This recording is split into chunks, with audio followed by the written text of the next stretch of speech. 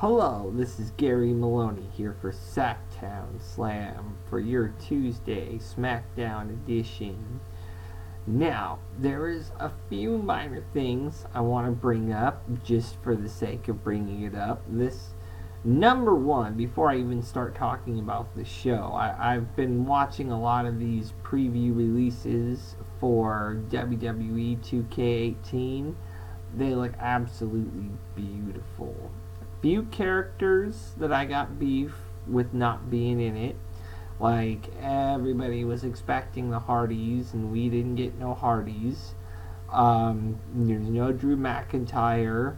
There's no Adam Cole, Kyle O'Reilly, or Bobby Fish. I kind of expect them to be in a DLC pack. And there's no UK guys either. So I kind of expect, considering they were saying that the DLC was going to be about 30-ish people, I can definitely see them putting guys also on the roster, because there was no Elias either. So it bugged me just a little bit that some people were not included into the roster. I feel like maybe a few fan favorites might have been left out. The graphics are beautiful. They completely redid the graphics engine this year. The carry and their new carry and drop engine looks amazing. It's definitely an improvement. The submission system has been upgraded, and that should be an improvement. Honestly, I haven't seen any legit gameplay reviews of it yet, and I think that's what's going to make or break it, but it looks to me like creatively this is going to be a very, very fun experience. So, definitely championship caliber there. The other news, and this is just covering just news that broke out today.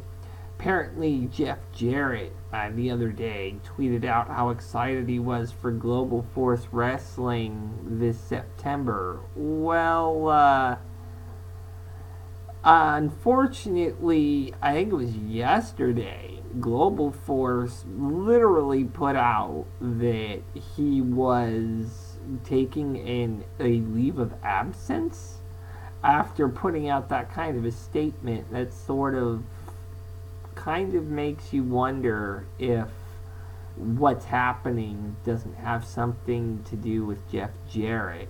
Now, I don't know the what's, the where's, and the why's on all of this, but this is not good news. And this may be why the Hardys just decided on Monday, fuck it, we're going to go broken.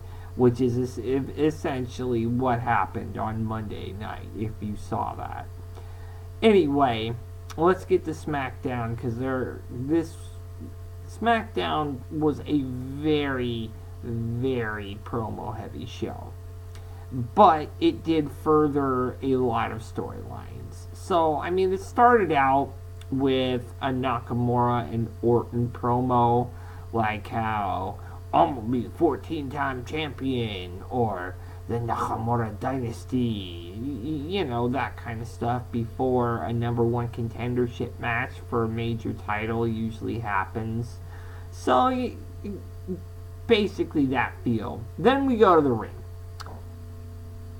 It was slated to begin with a contest between two former friends, because they were in the welcoming committee, Natalya and Carmella. However, Kevin Owens quickly interrupted James Ellsworth's introduction of Miss Money in the Bank, announcing his intentions to interject himself into the match as a special guest referee, just as he did during Sami Zayn and Aiden English's match last week.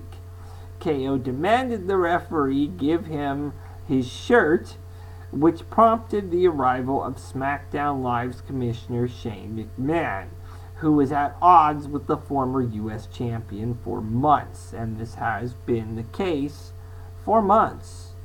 So, I want to say since June-ish, they've been feuding, so this has been a long-standing feud that they've continued to build on. Wow! Organic growth in a storyline! Ooh, Kali Ma! WWE is finally fucking getting it, right? Anyway, Shane O'Mac made it clear that his unruly behavior the last several weeks would no longer be tolerated, resulting in a heated argument that brought each man closer to their boiling point. Finally, Owens went deeply personal, suggesting that the McMahon family would have been better off if Shane hadn't survived his helicopter crash, causing the commissioner to attack Owens. Yeah, this was pretty big as far as building heat and making those two heat magnets. I mean, they were definitely just trying to belittle each other, saying, oh, your family'd be better off if you were dead, your kids would be better off if you were dead, this and that, and it was very heated, and it's something that a feud needs is good heat. Honestly, I don't entirely understand why WWE does these things, but most feuds, you don't need much. You just need a feud that feels like a feud. I mean, putting two guys in the ring for no other reason than to just put them in the ring, it's stupid. I like the idea of putting guys in the ring with maybe not any belts on the line, but pride, which is what we're seeing with this feud. Anyway, Shane tackled Owens over the announce desk and continued to hammer away until SmackDown Live General Manager Daniel Bryan arrived, which referees and security to pull Shane off of Owens.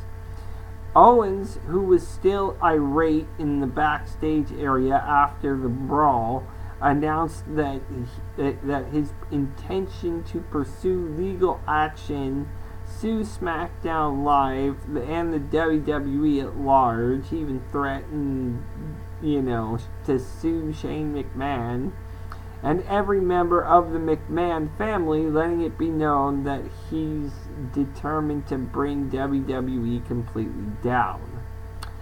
Good luck, my friend. Many have tried. Next, we finally got to the match with Carmella and Natalya.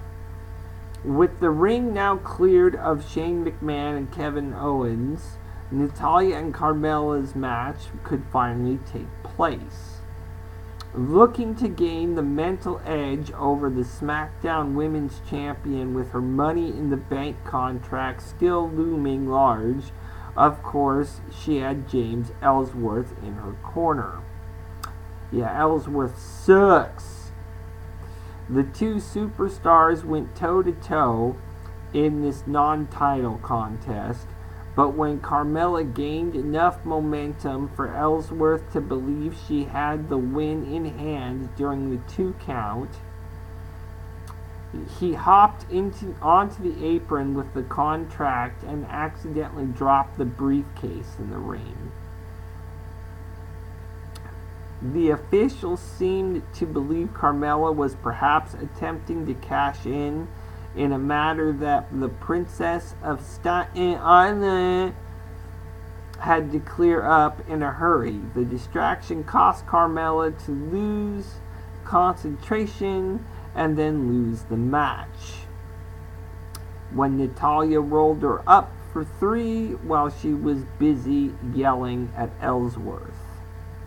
After the contest, Ellsworth begged Carmella for forgiveness, and the Princess of Staten Island would have none of it. Carmella verbally degraded him, then told James Ellsworth they are done, bringing their unusual relationship to a bitter end.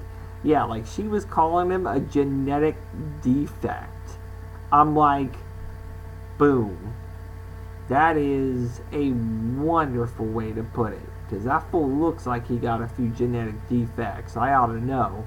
So, it was an absolutely wonderful, yes, way to bring an end to that bullshit. Because I hate James Ellsworth. He is a loser. You suck. You suck. You suck. But seriously, going next, we have Dolph Ziggler re-debuted on Smackdown Live, quote-unquote, sort of. And there was definitely a meaning to this, which I think has a deeper meaning. After promising an unbelievable spectacle for the past 2 weeks, Dolph Ziggler indeed put on quite the show for his return for Team Blue.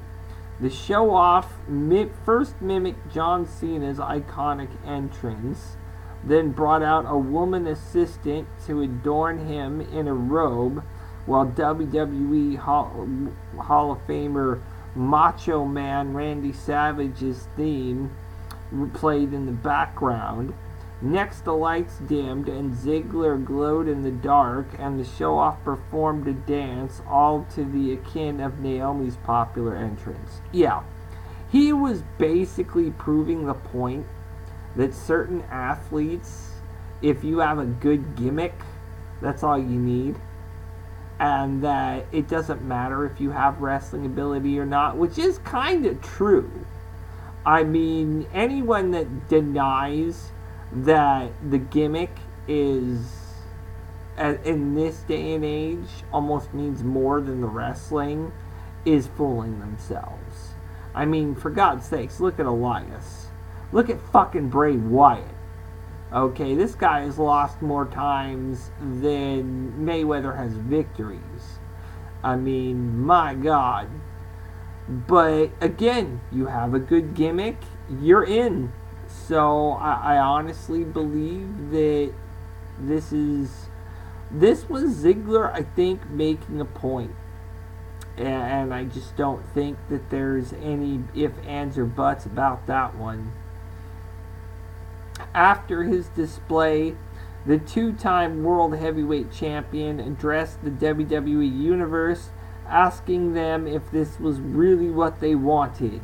Ziggler made the point that anyone can do what he just did, but no one does what he does in the ring. Disgusted, Ziggler stormed off stage, never actually competing.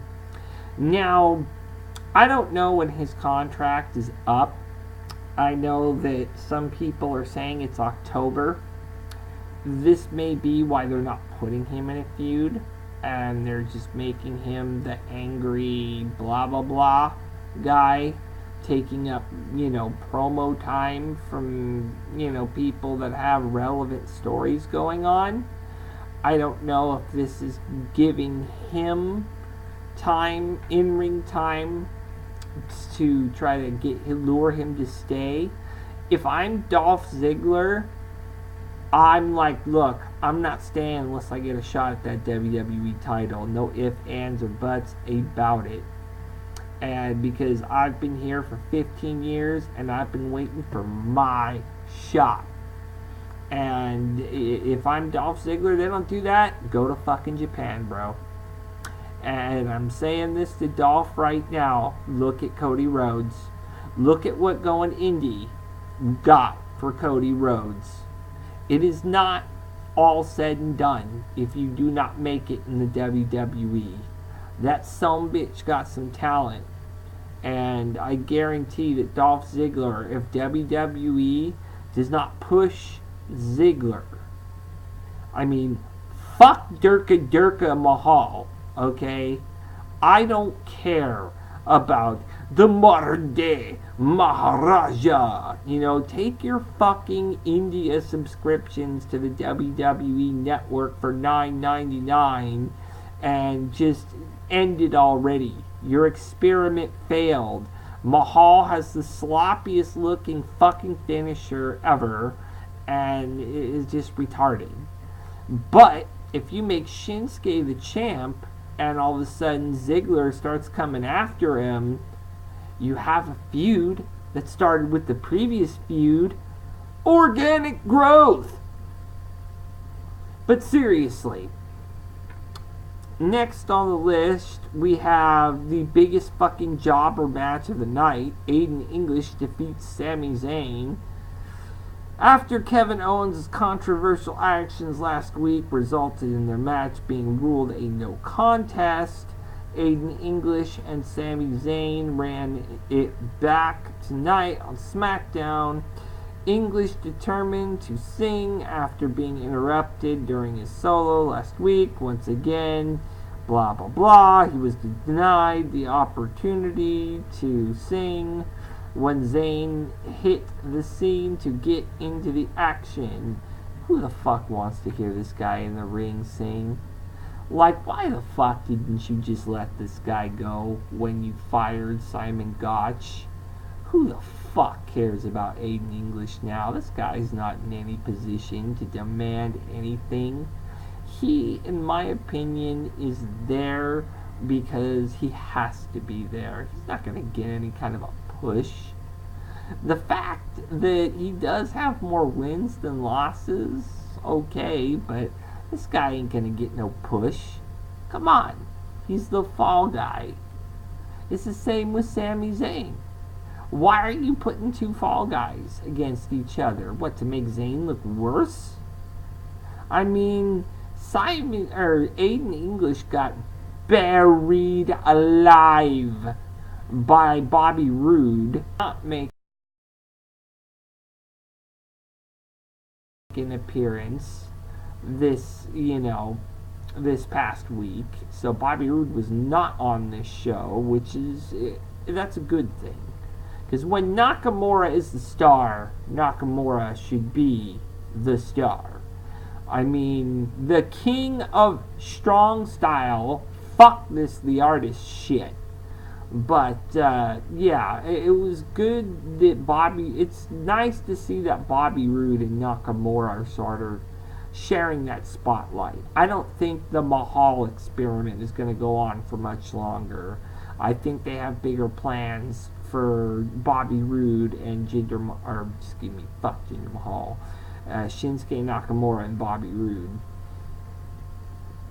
Anyway, Zayn was left seeing the blues after English caught him up with a surprise roll-up, allowing him to get the major win. I don't see how that's major. He lost in a minute.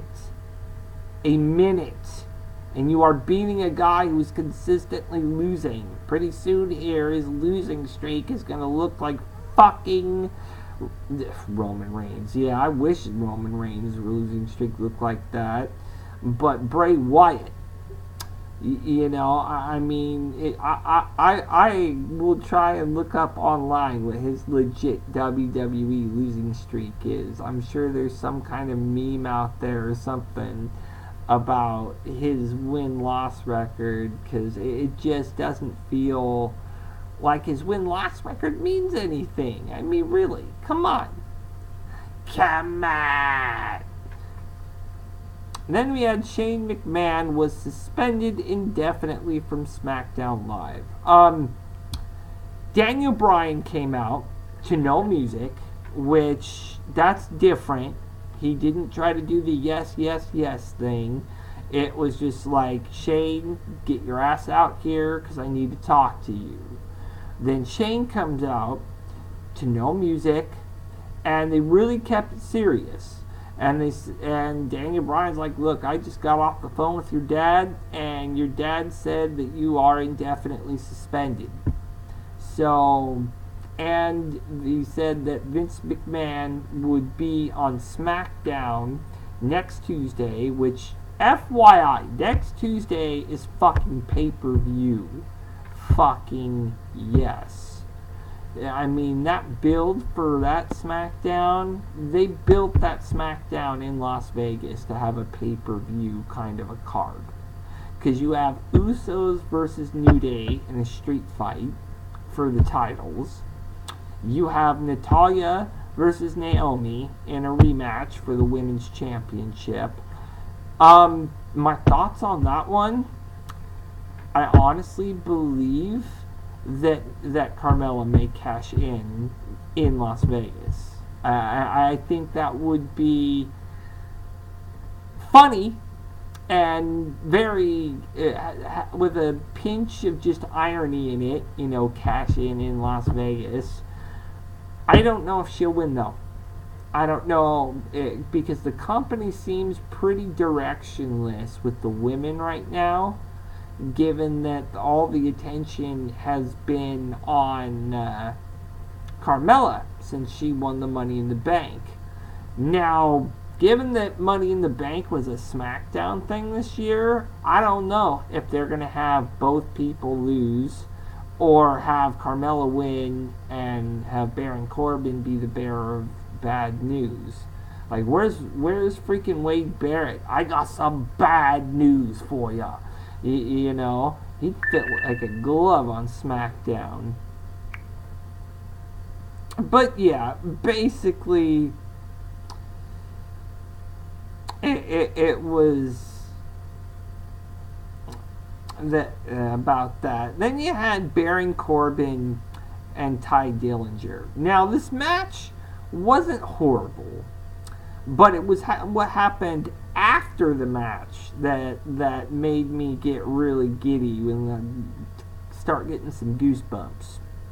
Okay, after brawling for the right to partake in AJ Styles' United States Open Challenge last week, Baron Corbin and Ty Dillinger squared off on SmackDown Live, each with a vendetta to unleash on the other superstar. With the United States champion AJ Styles watching closely on commentary, both Corbin and Dillinger looked to impress, knowing that a victory here could get them right back in the thick of the U.S. title hunt.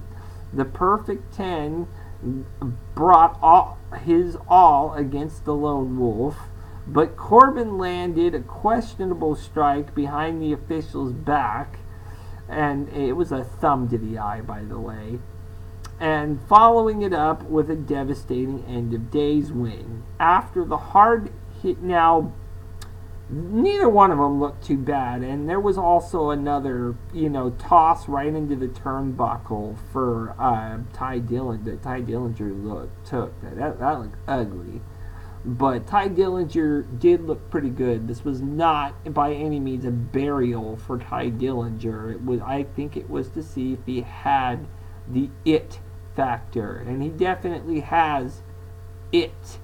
So after the hard-hitting bout, the Phenomenal One approached Dillinger in the backstage area and told him he was opening the U.S. Open Challenge exclusively to him next week in Las Vegas on Sin City's SmackDown Live, due to the Perfect 10's amazing effort against Styles last week and Corbin's tonight.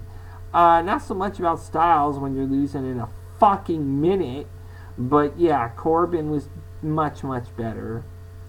Dillinger accepted it, saying it sounded phenomenal, and shook AJ Styles' hand. I got one thing to say, and I hope Road Dogg is fucking listening. Number one, keep Corbin the fuck away from this match.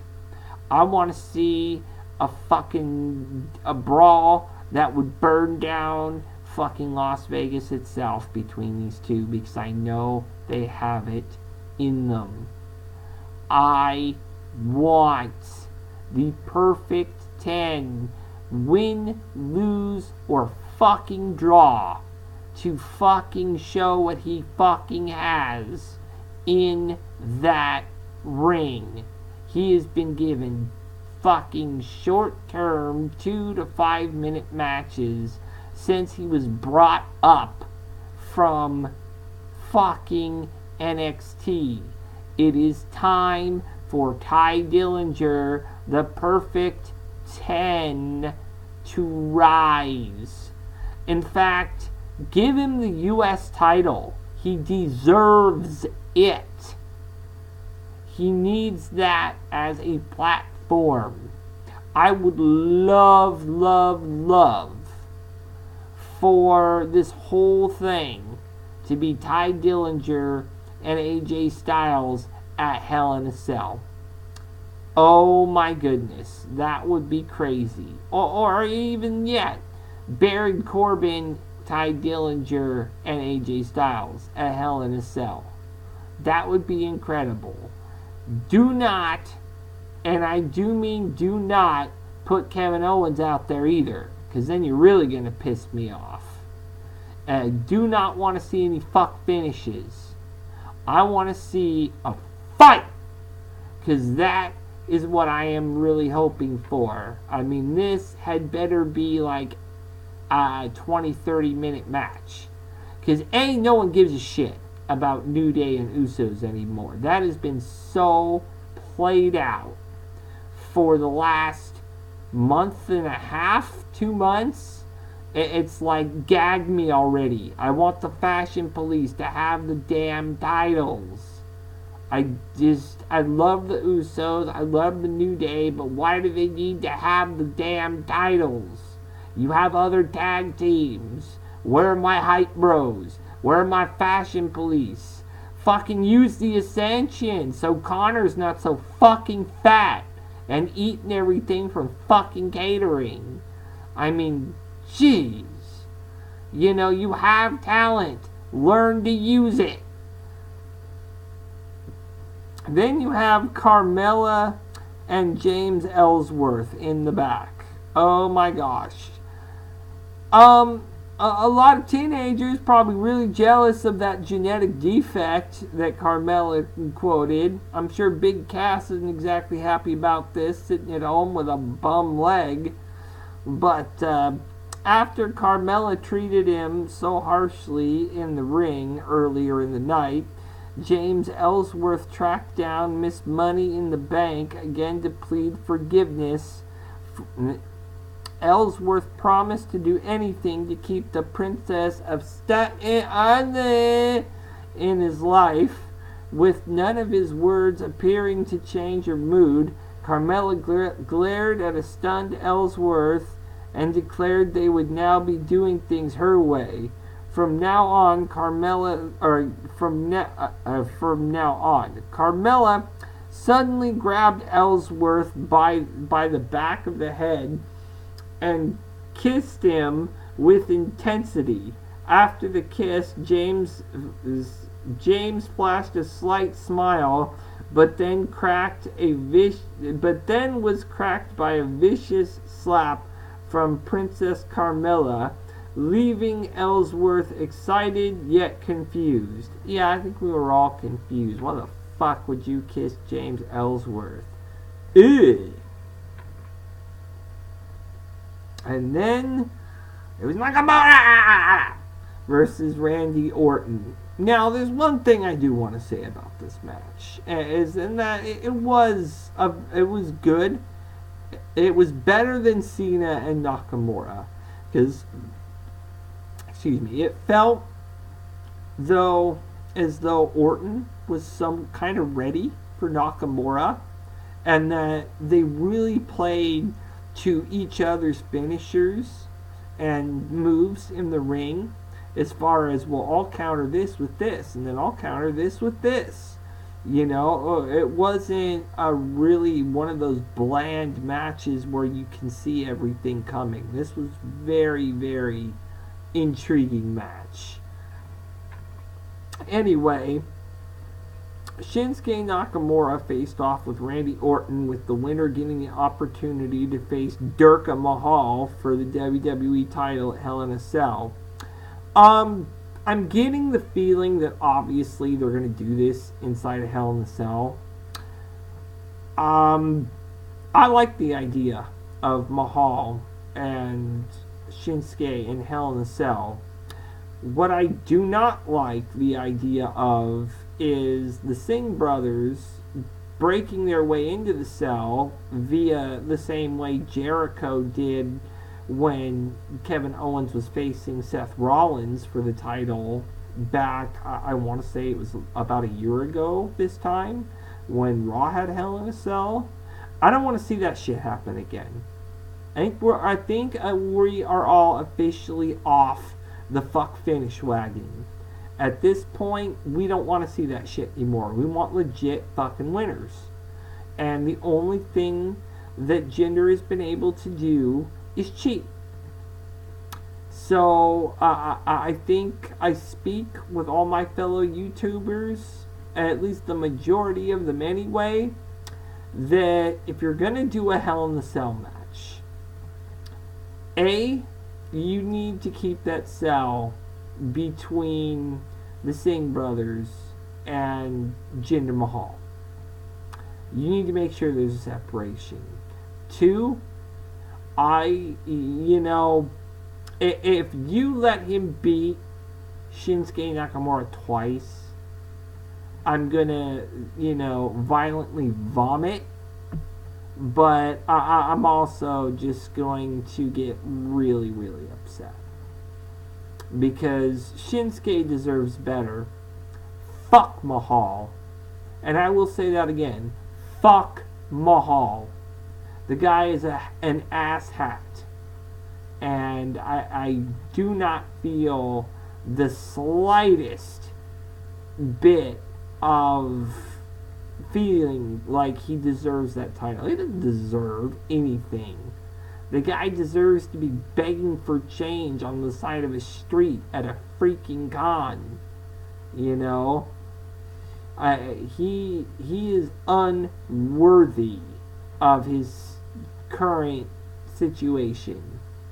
And he has not done anything to change his moveset. I mean, he is sloppy in the ring. He looks like he's on steroids, like legit human growth hormone shit. And he needs a serious fucking makeover. And he needs to go down to NXT and learn some shit. I mean, it's awful. And there's only one reason why he has the title. It's because they're trying to sell the WWE network in India. Everyone that's looked into this knows that. But India is also in Asia. So here's the thing. You need to pick. Either you're catering to the people in India, or you can cater to the entire continent of Asia with Shinsuke Nakamura. Doesn't really seem like a very difficult fucking decision, considering the wrestling capability of Durga Mahal and the fucking king of strong style, Nakamura. Not to mention Nakamura's just style in general. Totally. Yes, I'm a millennial too, but that definitely caters to some of the younger millennials out there. So I very, very much feel that, Nakamura is the guy right now. It's now, with so much on the line, neither superstar hesitated to bust out the heavy artillery early in hopes of making their way to the WWE Hell in a Cell challenge, or Hell in a Cell to challenge the modern day Maharaja.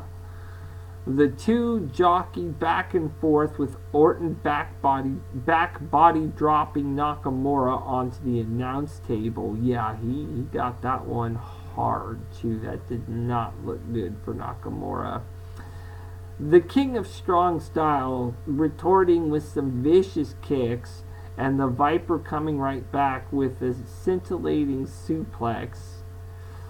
And plus, he took a backbreaker too from Orton that looked kind of nasty, because Nakamura is a small guy and Orton's usually used to working with bigger guys, so it almost felt like he slipped out of his grip a little bit, and it was like, holy shit, because it almost looked like a botch, but I'll give him the benefit of the doubt on that one.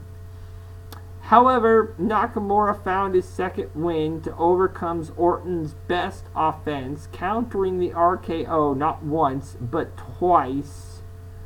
Cough, cough, twice.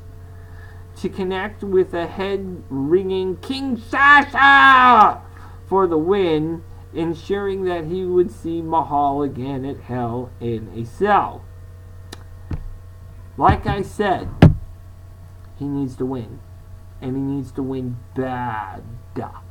So let him win. Now, I don't know about you guys, but next week is definitely looking pay-per-view worthy. And with like 6 weeks in between now and when they're going to do Hell in a Cell, this is where we start getting that organic growth. Obviously, they wanted to choose a number one contender now. So with their remaining 4 or 5 weeks, actually build towards the match instead of what they did last time, crown a number one contender 2 weeks beforehand, and then, try to work that as a storyline. That is not a storyline. That is shitty booking. This is going to seem more natural once we finally get to the match. So I think everything right now that we are seeing is going to be very good. I'm very happy with the way things are looking on Smackdown Live right now. I'm interested in seeing if next week is a thumbs up or a thumbs down. This week, it's a thumbs up only because they progressed a lot in the Kevin Owens and Shane McMahon department. That was a lot of progression for one episode. 2, I'm excited to see Ty Dillinger and AJ Styles probably test their mettle in the ring. Iron sharpens iron. And I think if he impresses the WWE creative staff, they'll get up on their ass and give him something to do, and maybe give Ty Dillinger and AJ Styles a program. Who knows? But because obviously AJ Styles needs a new competitor, but instead of someone that's maybe a heel, maybe it could be a guy, an up and comer that's like, I want what you got, and maybe not have him be a dick, but Ty Dillinger is definitely the quintessential meaning of competition. You don't hear people chant the fucking 10 count for nothing. Okay, this guy is a great athlete. All of these guys that come out of Canada, like Ty Dillinger and Bobby Roode and Natalya, are great athletes. That's why they are where they're at in the WWE. I think that Nakamura defeating Randy Orton was the right call. I didn't want to see Randy Orton versus Durka Mahal for a 15th gajillionth time. No one cares anymore. Just beat the shit out of Mahal. Hell, at Hell in a Cell, I'd be happy to see, the Singh brothers interfere only to have Randy Orton beat the shit out of him. And, though if Randy Orton screws Nakamura out of the title, then I think SmackDown Live got to do right by Nakamura.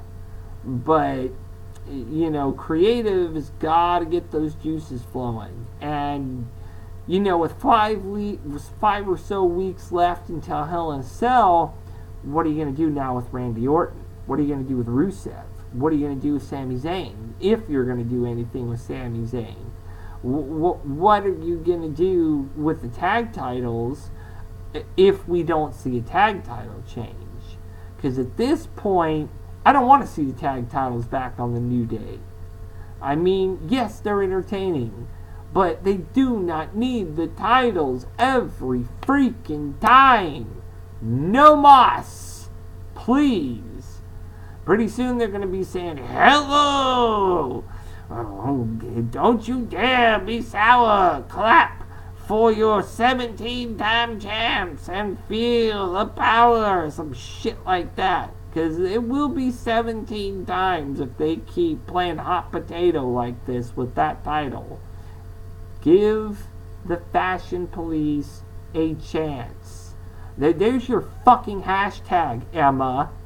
You know, you don't need a chance. You don't deserve a chance. You didn't start the women's revolution. You want to know who started the women's revolution? Paige! End of discussion. Maybe AJ Lee. But if it ain't those two women, and you weren't there at WrestleMania 30, you did not start the women's revolution. Bye. So, yeah. Anyway, this is Gary Maloney for Smackdown Slam. And before I go, I just want to show you everything. Finally, got off the camera, hot off the digital camera I have. This has everything I have from Sac Anime. So I'm going to make sure that this is up on this for you before the week is over with. So, I probably will not have an NXT review for Wednesday night. That will probably wait until Thursday, and then this could also go up Thursday. It could go up Friday. It may end up going up on Saturday. Depends on what Premiere is, you know, if I can get Premiere to, or if I have to go from camera roll, it will go from camera roll. But I am definitely getting this up there this week. If nothing else, I will put all of the interviews that I had up there on, you know, on the site. And that will be exclusive content for you guys for free. Because I took the time and the effort to get the interviews with these guys. So I am glad to do it because I love what I do here. I love doing these podcasts, and you are going to see more of the same in the future. So I am Gary Maloney here for Smackdown Slam, and I am signing off.